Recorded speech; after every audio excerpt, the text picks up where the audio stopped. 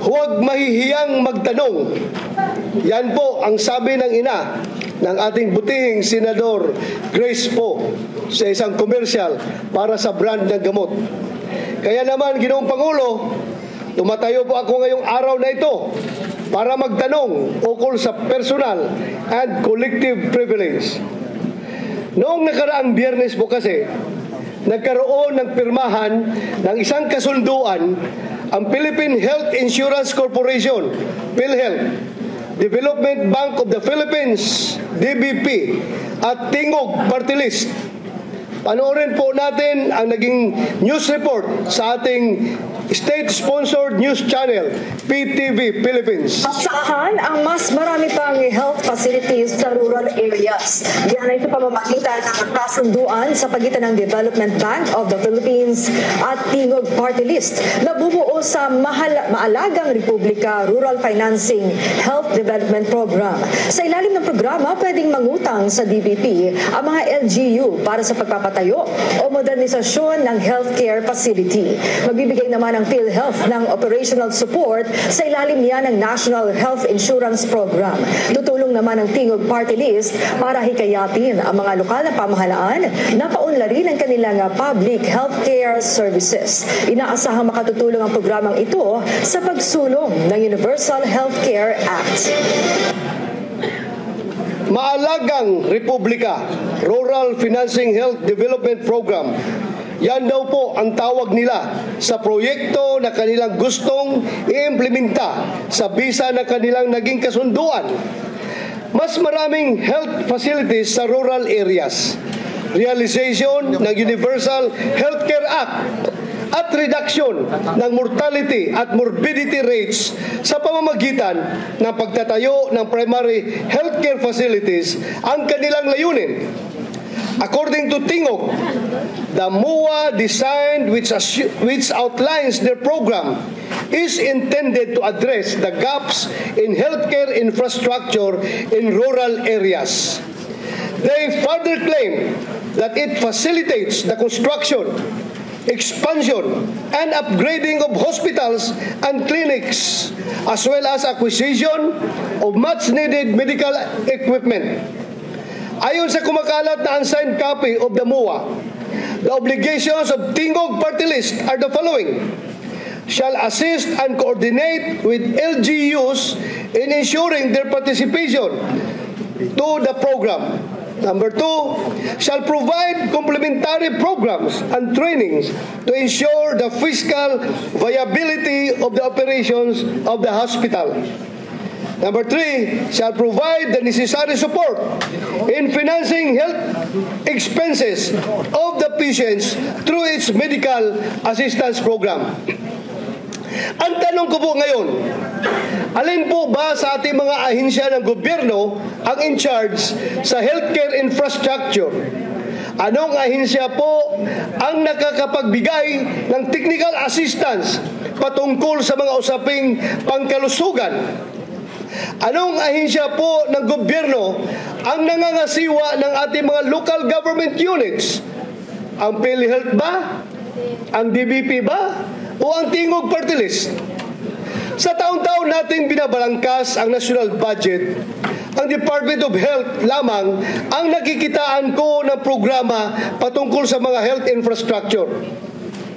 Under the 2025 National Expenditure Program of the Department of Health, the DOH has a program called Health Facilities Enhancement Program, or HFEP. Funds for its HFEP shall be used for the construction, upgrading, or expansion of government healthcare facilities, among others, with priorities in the universal healthcare sites, geographically isolated and disadvantaged areas, including the upgrading of facilities for COVID-19 response and equipping and construction of ongoing projects. In the implementation of the infrastructure projects under the HFEP, the DOH may enter into a MOA with the appropriate government agency or local government unit that has the capability to implement the project. In addition, the DOH has the mandate to provide technical assistance, consultation, and advisory services to stakeholders regarding health facilities regulation. More to the point, it is the DOH which issues the so-called certificate of need whenever a government or private entity desires to establish a new hospital. Kaya naman, nakapagtataka para sa akin, bakit kaya hindi na isama ang DOH sa isang programa na sa ating pagtingin ay bahagi o naugnay sa mandato nito? Modesty aside po, isa po akong doktor. Ngunit Doctor of Philosophy po or PhD, hindi po Doctor of Medicine or MD. Hindi po ako isang health expert. Pero mukhang hindi naman po ata kailangan ng isang doctorate degree o kahit college degree para masabi na mas angkop na mga health expert o ang DOH ang mamamahala o kaya naman ay kasama sa mga programang may kaugnayan sa kalusugan.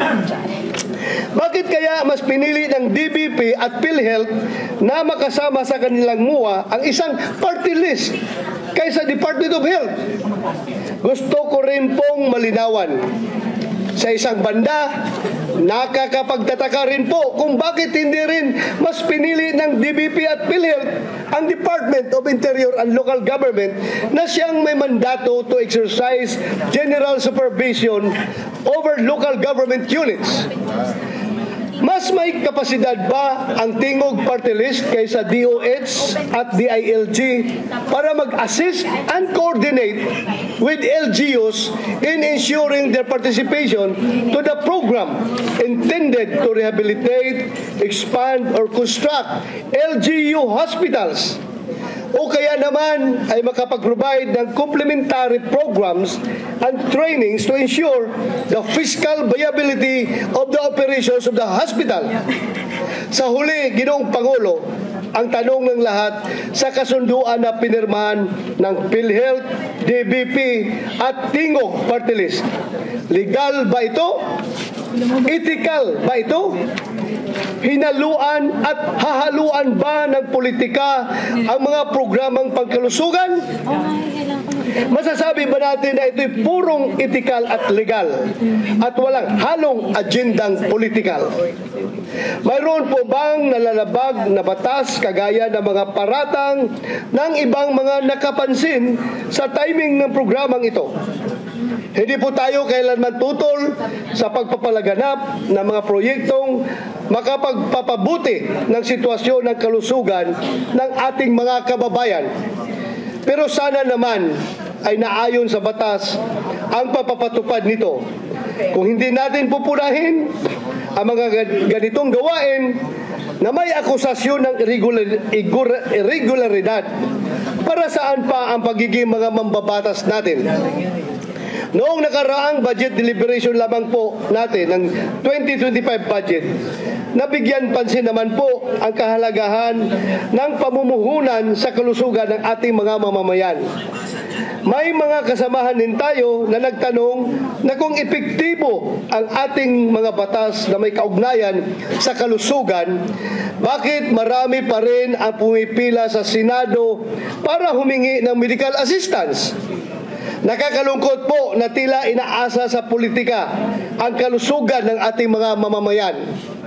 Samantalang ito ay isang batayang karapatan na hindi na dapat ipinaglilimos kanino man.